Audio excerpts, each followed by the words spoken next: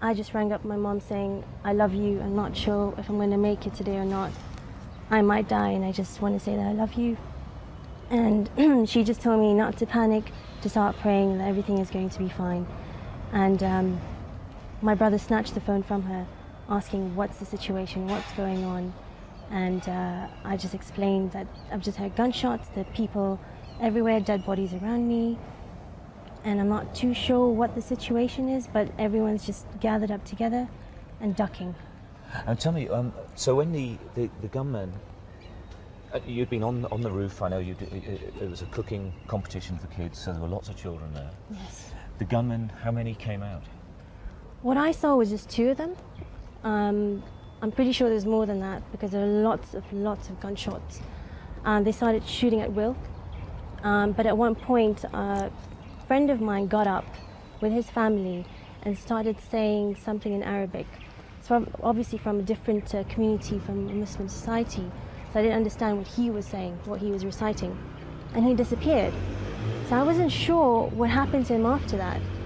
And we just stayed down. There were girls with me, very, very young girls, and they were reciting whatever they could from their society. You know, if it's Shia, if it's Sunni, they're just reciting the Quran or something. Possibly, yes, yeah. exactly. So they were just praying and praying out loud, and all of a sudden they threw a grenade towards us, and it blew up. I think I blanked out for a minute, but when I got up, I just saw smoke everywhere. A couple of friends of mine were injured on their legs and stuff, but no one died. But there was a point when there's a guy who's trying to escape from a little gate at the back. He was shot dead. He was a Chinese man. It was right in front of us. Loads and loads of people had injuries on their legs from gunshots. So you see feet hanging and just everyone bleeding. And you can't do anything. Because if you get up, they're going to shoot you. Yeah. You know? And there's a pregnant lady there who's probably at least 8 or 9 months, almost ready to give birth. And she was screaming because people had climbed on top of her. So everyone was trying to duck down and try to protect themselves. And throughout all of that, it was bangs and shooting constantly. So it was a proper battle. It was. There was a crossfire. You could hear there's like firing in a distance, and then sometimes it'd be much closer, and then in a distance again. And that's when I was told that it's a crossfire at the moment between the police and the thugs. Right. And you know, the people around you must have been pandemonium, was it, when they first came in? Absolutely.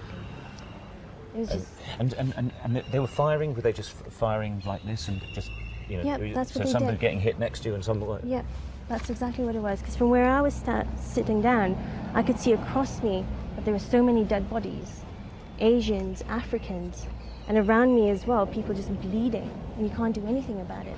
And I looked up to see if I could see any of my colleagues. And luckily, I did see a few. Her child was injured. She had a bad leg injury, and her son missed half an inch of a bullet, which hit the kid right next to him. Right. How many people do you think died on the roof, would you think? Oh, at least 20. Really? At least 20 on the roof. So that, I think that the figure keeps changing. That's one of the worst areas, presumably, by the sound of it. Definitely. And how are you feeling now? How is everyone taking this? I mean, we're definitely devastated. I lost my colleague in this. She was 6 months pregnant. Huge personality in Kenya. Rahila Datia sued, and she got shot, I'm not sure where, so they took her to hospital to try and save her and the baby, but neither made it. So as for the East FM team, we are extremely devastated, and I know my boss feels like she's responsible for the whole thing. We just need to tell her that she's not responsible for this. No one's responsible for this except for those who actually created this whole situation, who decided that, you know what, we're going to create terror in Nairobi today.